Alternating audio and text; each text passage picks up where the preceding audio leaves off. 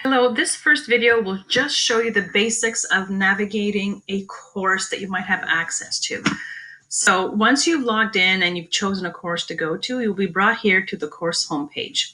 So quickly, I just want to show you that there's a nav bar at the top, which has typically content, communication, and assessment. And then there's an announcements section that the teacher will be using to distribute information to the class as a whole. So if you wanted to look at the content the teacher has set up, just click on content, and this will bring you inside the course to view all of the units on the left here. So if you wanted to look at unit on fiction texts, you'll see in this case they are chapters instead of activities. You click on a chapter and you can look at the content that the student would be looking at. You can always go back to that front end of the course by clicking on the link up here at the title. Under communication, there are two main areas a teacher will use: class lists and possibly discussions. So class list will bring you to where you can see the list of all of the participants, including teachers and students. So this is what teachers use to communicate with students. For example, I wanted to send an email. You choose the student and you can email or instant message. I'm going to go into this a little further later on to show you how you can monitor student progress this way. Under communication again, you have discussions. And this, if the teacher is using, is where they would have discussions with the students in terms of anything having to do with the course. Many of our courses have discussions built in, so you can monitor this. Under assessments, here too, two typical things: assignments and quizzes. You have access to the grades tool if the teacher is using this to keep up with grades, and it's one of the different tools that we recommend they use, not exclusively, of course. So let's go look at assignments, which is the main area you're going to want to look at. So assignments brings you to where all the assignment drop boxes live. So this is where students' submissions will be showing.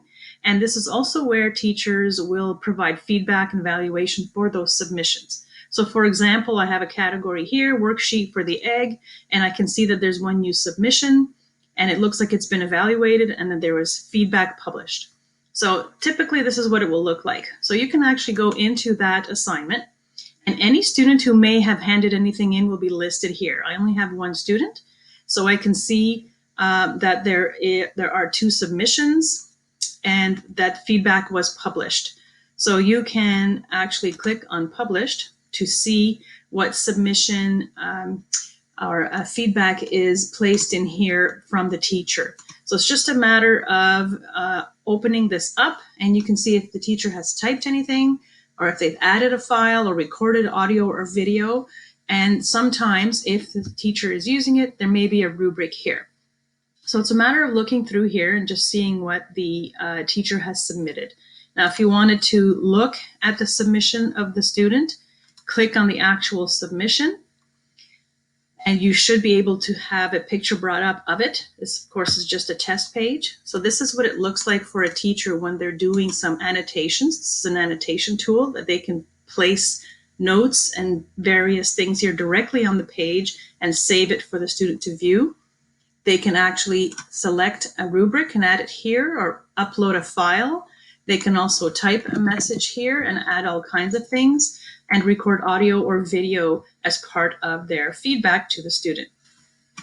So let me go back to submissions, and I'm going to say don't save. I don't want to save anything here. The teacher would do that. And then we're back under assessments. If there are quizzes in the course, the teacher has access to quizzes here, and it's the same kind of thing. If there were attempts, you can actually go into the attempt here, but this is something that is not used a lot. And it doesn't really need to be part of what you're monitoring. So you can, if the teacher is using grades, go to assignments and then select grades. And it is a built-in grade book. And you can see each student listed and the marks that they have. And this, of course, is only if the teacher is using this particular software to do that. So hopefully this gives you the basics of the things that you might want to look at to navigate through. And it's a matter of, once you have finished with one course, always click back to the little home icon. Make sure that this widget is expanded, and all of the different courses that you might have access to. Of course, the filter should be placed to 1920 Sem 2 because this is the current year and semester. So once you are back here, you can see all of the courses that you have access to, or you can use the waffle and you can see all of the courses you have access to here. Pinning them, of course, becomes important. So if you see a course that you have access to and want to pin it, let's say it's the grade 3 classroom, make sure you pin it by just clicking on this little icon here and turning it black. That way it will always be pinned so that it's at the top of your list. And this is useful if, of course, you have many to monitor. If you have any questions, as usual, please feel free to reach out. Thanks for watching.